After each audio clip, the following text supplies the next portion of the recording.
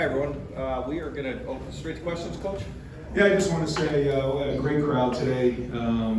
Skull Session was rocket and a great crowd. So what a great way to start the season. And then also, again, just another shout out to Archie Griffin. I said it during the ceremony. You talk about the impact that a person's made in his life, and they've been playing college football a long time.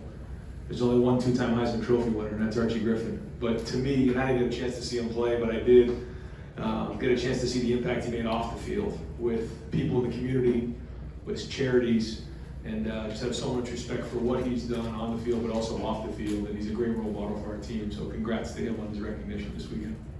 We're going to open up questions over to the left. Rob Aller, Columbus Dispatch. Yeah, Ryan, until you see Will Howard in action in the shoe, you don't know exactly. Now you have a much better idea. What did you like specifically about what he did? Where's a little area where, okay, we're going to keep working on that? I'm going to watch the film and kind of make that determination. I thought he had pretty good poise the whole day. He took care of the football, other than the one crazy decision there at the end of the half there to try to force him to actually. He's got to take a deep breath on that. But for your first start of the shoe, now he is a more experienced guy, but he's in a new offense and a new environment. I'll say this overall, I felt like early on, the three inside guys, they hadn't played. Seth and Austin first start, Tegra, Jeremiah, Will, Quinn Sean's first time playing here. And I think just across the board, there was just, they were a little uptight early on. I think, they were kind of worked out. And you just saw a couple things off, and we got ourselves off schedule. I thought Chip did a nice job of continually pushing the run. You could see that start to take its effect in the second half. And then I thought we sort of settled in and started to have more fun. And then kind of, we started to play a little looser, which is the way we need to play. And I thought we were a little bit uptight early on. And we can't play like that. We got to come out of the gates, playing loose. But I get it. And so we're going to get on the film and grow from there. But for a lot of these guys, it's a start and their first start. So, and then also good to see some younger guys towards the end get in there and play.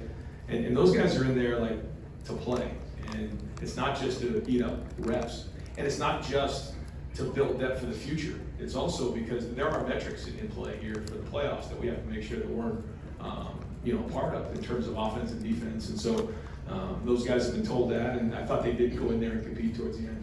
Over here to the right, Austin Ward, and then it'll go to Spencer. Ryan seemed like a great coaching decision to let Jeremiah play through those early mistakes there. What did you make of his debut? You tried not to talk about it too much in August, but he ended on a pretty good note. Yeah, you can see the talent, and like you said, we're going to play right through just about all of it. I think he's another guy. I mean, sometimes you look at him, you don't even think he's quite human, but he is. And he's going to make a few early mistakes, but not very many. You can see the talent there, and he's going to sleep good tonight, though, I can tell you that. And I think they all need to get some rest tonight. It was a long week. It was a hot week. We practiced really hard. We practiced Monday, Tuesday, and Wednesday in pads, physical for a reason. And it was hot out there tonight. That's good. It was hard. And they'll sleep good tonight, and we'll get back at it tomorrow. Over to the left, Cameron Teague Robinson, the Athletic. Ryan, kind of off that. Oh, you left. Sorry. Kind of off that. You talk a lot about wanting to see players fight through adversity.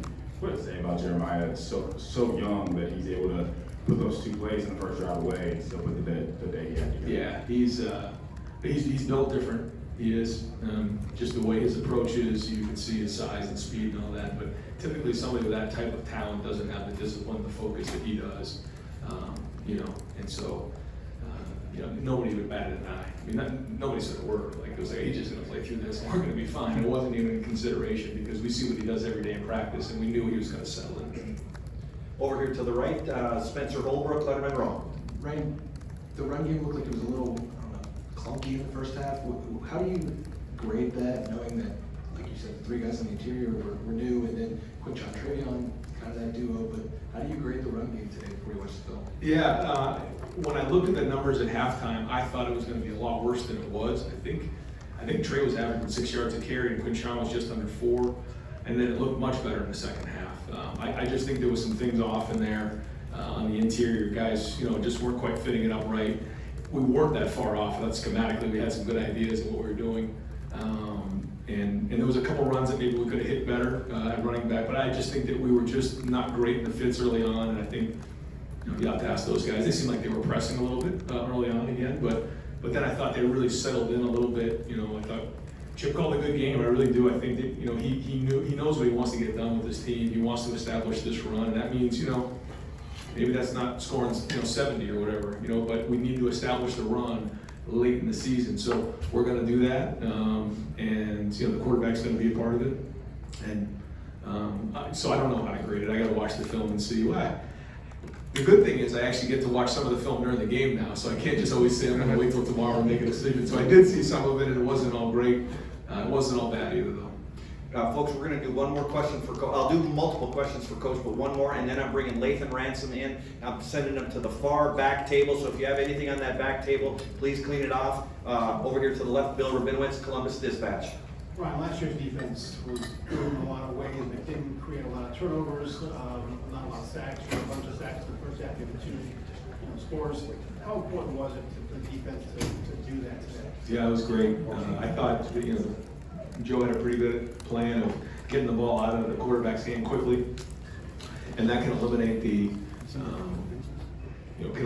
pass rush quickly, tired at the front. But I thought our guys did a good job of getting their hands on some stuff and make that adjustment. But then I know we tightened up some coverage a little bit, made them hold on to it a few times, and so then we were able to get home with it. I thought the effort play by Caden Curry was tremendous to come back around, because that wasn't, as I remember it, it wasn't like a sack, in the first second or two of the play. I mean, it was a scramble step up. He was kind of towards the line of scrimmage, and then he retraced back with a great effort play and knocked the ball out. And that's something we talked a lot about when you're talking about turnovers. We did a quick study about the college and the NFL, and one of the big percentage of turnovers is strip sacks on the quarterback, whether he's in the pocket or coming out of the pocket. And that was a great one. And then the other study that we did is just, on fumbles, and how we want to handle those. If we're in tight areas, we want to get on them. If we get them open areas, we're scooping and scoring. There's an art to that, and we practice that every Tuesday. But then I also thought there was some really good block setup on that play as well. I thought the tip ball, Gabe made a really nice play on the ball. That was just kind of a more athletic play, but ball disruption is something we spent some time on this offseason, and ball security. If we're going to win, these games, we've got to make sure that we're winning the ball security turnover, part of the game. But yeah, anytime you get a defensive score, that's huge. And you could see we were close to in a couple other returns. We're working at it, and we were just one or two away. I don't know what Brandon's return yardage was, but you can see there's some potential back there. We got a bunch of guys buy into that, and we're getting there. I mean, it was better today than I remember in the past, and so we'll keep working on that, because if we can get some special team scores, defensive scores, that can be a huge part of our season. Over here to the right, Dylan Davis, Delaware Gazette. Sonny was ready to be your starting middle linebacker, and then he gets thrust into playing that Mike with Yeah. Cody out. I guess just what stood out to you about him today, and just how impressive it is that he's ready to go do that, be that green dot guy for you in a pinch. Well, here's a guy who went from safety to linebacker to Will, and then had to move to Mike when Cody was down. Hoping to get Cody back next week. We'll see how this week goes, but very impressed with playing his real first game at linebacker in a position that he really hadn't been training at for the majority of spring and fall. He's very conscientious, very smart, and handled that very, very well. Over to the left, Joey Kaufman, Columbus Dispatch. Ryan, how close was Donovan to being available? Just what's his status, and then what led to the switch at punter as well? You were planning to start Nick and then switch to Joe. Yeah, Donnie, he's gonna have a full week next week. We plan on him playing next week. If he doesn't, then but that means he has had a setback. But we want to be smart. We know it's a long season. He was really all over us about getting back, but we're only going to do it when we feel like the trainers give him the full go on that. Stephen Means. I got to hit the punter. Sorry, yep, my bad. So going into it, going into last week, I felt like Nick was ahead of Joe. Joe had a much better week of practice leading up to it, significant, and we felt like Joe's experience in the program, being here for a year, was better. We probably could have given Nick one down the stretch there. In hindsight, probably could have done that and should have done that, but we wanted to go with the experienced guy in week one. If Nick can continue to grow and build and learn, then we'll get him in there, because he does have a lot of potential and a big leg, but Joe right now is a little bit more consistent. Over to the right, Stephen Means, Cleveland.com. Right, I know you've got some scrimmages, so you've got at least a walkthrough, but you just didn't call plays for the first time in like 5 years. How were you out there? How did it feel not calling plays? Were there things that maybe you were able to get to that you didn't necessarily have to do in the past? Like, just walk us through. Yeah, You've I been don't doing know. something for 5 years, so. I don't know what the film will show, but I felt like I was like shaking over there, like I was. You know, I think again, Chip is great because Chip knows what he wants to get done. He's got a long-term vision about what he wants to establish, what he wants his offense to look like. And, you know, in my mind, like, you know, I want to score 50 right now and just, you know, but, you know, when you're running the ball, you know, that takes work. You have to work through, you know, what we saw a little bit in the first half.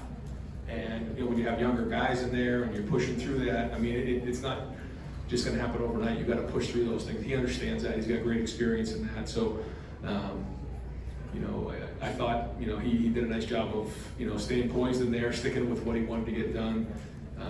There's still a lot of back and forth, you know, in terms of all of us talking during the game, but overall, I thought he called a good game and established what he wants to establish. Let's get that on film. Let's figure out where we go next week. We're gonna do 2 more for Coach. Over to the left, Pat Murphy, 24/7 Sports. Ryan, defensive line, you guys got a lot of pressure last year, didn't always get home. Yeah. 5 sacks, 10 tackles for a loss, I think is what it is. Just what did you make of those guys and getting to the finish line, so to speak? Being disruptive or being dominant are 2 different things, I guess, right? And you know, being if somebody who's making sacks and getting TFLs, that's a lot more than being disruptive, and that's what we're looking for, and that's the potential that we have. But one thing again, it's like on offense, when you go out there kind of looking for that and pressing for those type of plays, you can get yourself out of whack, and you have to just trust the defense. You've got to trust the technique that Coach Johnson is teaching, and those plays come when you're not pressing. You got to play loose. You got to trust your teammates, and they'll come. And they did today. And some of those plays are just plays, just flat out effort. The second part, again, I use Caden for an example. You know, it wasn't the rush move; it was the counter back because someone flushed the pocket and he came from behind. So you never know how that's going to shake. You never know which way the line's going to slide, how deep the drop's going to be. You just got to trust your technique and go. And you know, again, if we can continue on that path of being disruptive in terms of creating TFLs, but being dominant and getting sacks, that can be big.